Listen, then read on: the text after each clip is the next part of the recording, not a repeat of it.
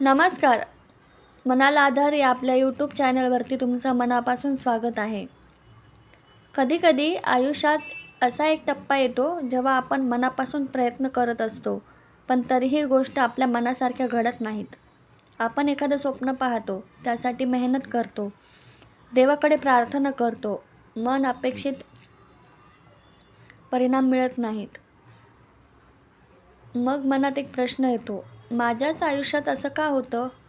कधी पैशाची चिंता, कधी नात्याची चिंता, कधी मुलांच्या भविष्याची काळजी, कधी स्वतःच्या स्वप्नांची चिंता आणि सगळ्यात कठीण गोष्ट म्हणजे आपण बाहेरून सगळ्यांसमोर हसत असतो, पण आतून मात्र खूप थकलेले असतो. आजचा हा विचार अशाच प्रत्येक व्यक्तींसाठी आहे, जी सध्या आयुष्यातल्या एखाद्या कठीण टप्प्यातून जात आहे. एक गोष्ट लक्षात ठेवा, वाईट काळ आलात म्हणजे आयुष्य वाईट झालं असं नसतं. हा फक्त आयुष्यातला एक टप्पा असतो आणि कोणताही टप्पा कायमचा राहत नाही. आपल्याला वाटतं, माझं काम असं व्हावं, माझं नातं असं असावं, माझ्या आयुष्यात हे घडावं, मला हे यश मिळावं. पण आयुष्य नेहमी आपल्या प्लॅनप्रमाणे चालत नाही. काही गोष्टी आपल्या हातात असतात आणि काही नसतात. आपल्या हातात आहे आपण कसा विचार करायचा, कशा प्रकारे करायचा, कुणाला आपल्या आयुष्यात जागा द्यायची आणि एखादी परिस्थिती आली तर तिच्याशी कसं वागायचं.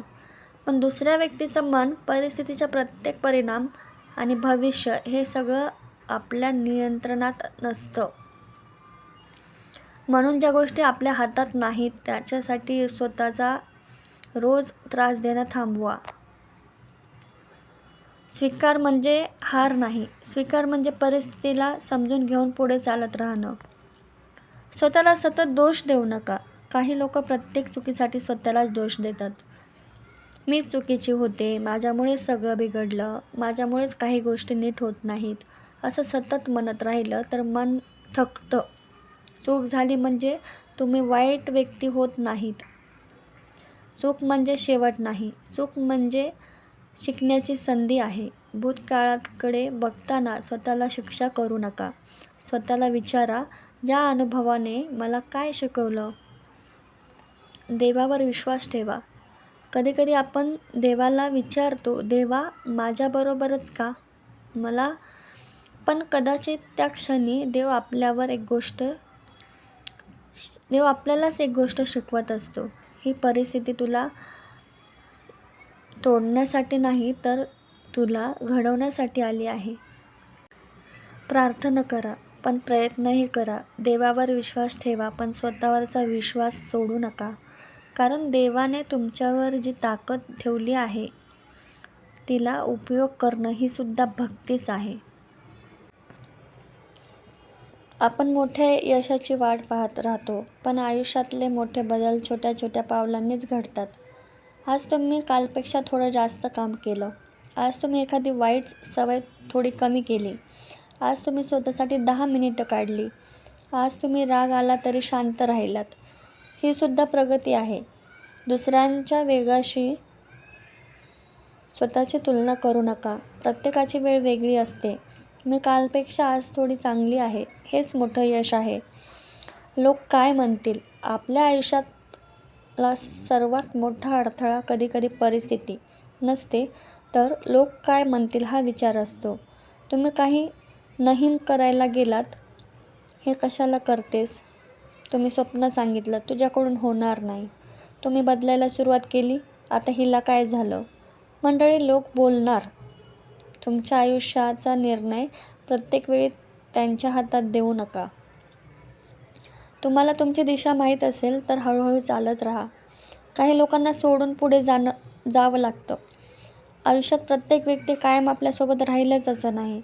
काही लोक आपल्याला खूप काही शिकवून जातात. काही लोक आपल्याला प्रेम देतात. काही लोक आपल्याला दुखावतात. काही लोक आपल्याला स्वतःची किंमत समजायला शिकवतात. म्हणून एखादी व्यक्ती आयुष्यातून निघून गेली तर प्रत्येक वेळी स्वतःला दोष देऊ नका. कधीकधी ते स्वतःला पुन्हा शोधण्याची सुरुवात असते. मनात राग ठेवू नका, पण स्वतःच्या शांततेची किंमतही समजून घ्या. थांबणं म्हणजे हार नाही. कधीकधी आपल्याला थोडं थांबावं लागतं. याचा अर्थ आपण हरलो असं नाही. थांबणं म्हणजे स्वतःला सावरून पुन्हा सुरुवात करण्याची तयारी करणं. थोडा श्वास घ्या, मन शांत करा. कधीकधी मन भरून आलं तर रडून घ्या, पण स्वतःला तिथेच कायमचं सोडून देऊ नका. अश्रू पुसा आणि पुन्हा उभे राहा. एक छोटीशी गोष्ट. आज चिंता आहे, उद्या समाधान असू शकतं. आज अपयश आहे, उद्या यश असू शकतं.